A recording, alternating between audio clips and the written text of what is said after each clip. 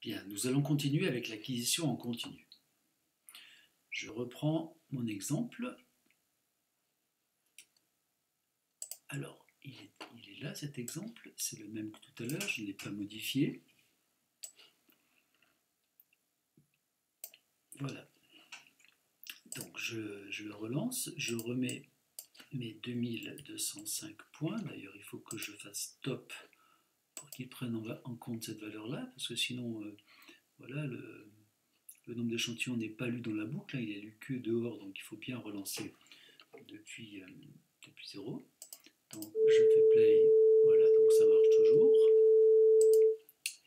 Et je vais ajouter quelque chose par ici. Je vais chercher dans les fonctions express ici, et dans analyse du signal, je vais chercher le premier, là, le spectre.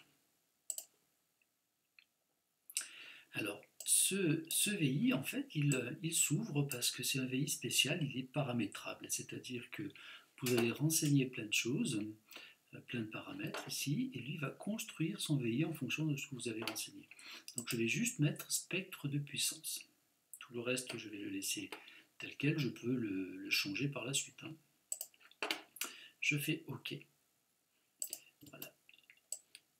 J'agrandis cette boucle, je mets mon spectre, je prends le signal ici, je l'envoie sur le spectre.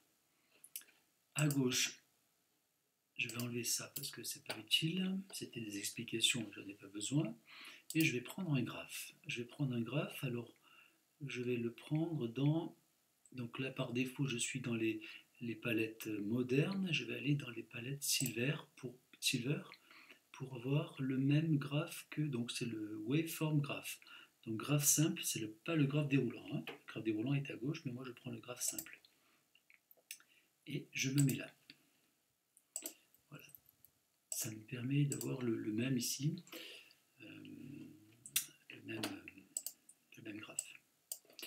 Alors je double-clique ici pour voir où est-ce qu'il s'est mis. Il s'est mis là. Donc je relis. Je lance. Et quand je lance, je vois quelque chose, donc il n'a peut-être pas trop de sens là tout de suite, mais je vais lancer le générateur. Voilà. Alors on voit quelque chose de particulier. Je vais faire stop. Voilà, pour pouvoir changer l'échelle ici, donc je vais mettre 2000. Parce que je vois que la partie intéressante, elle est là, elle est entre 0 et 2000. Hein, il y a un pic ici, il y a un pic à une certaine valeur. Comme j'ai mis 2000, je vais changer ici, je vais ne pas mettre à l'échelle automatique en X. Voilà, comme ça, quand je relance, voilà, j'ai ce pic qui apparaît. Je vais d'ailleurs... Alors là, je vais enlever l'échelle automatique également là pour mettre moins 80. Moins 80, non, moins 100. Voilà, je vais voir le bruit.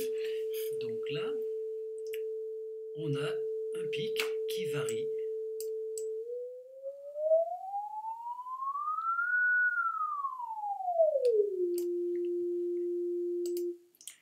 Alors, c'était quoi ce pic? Eh bien, en fait, c'était le pic qui correspond à la composante fréquentielle de mon signal. Mon signal, c'est un sinus avec du bruit. Hein, je remets le play là. Mon signal, c'est un sinus avec du bruit. Eh bien, ce pic m'indique la fréquence, la composante fréquentielle de mon signal.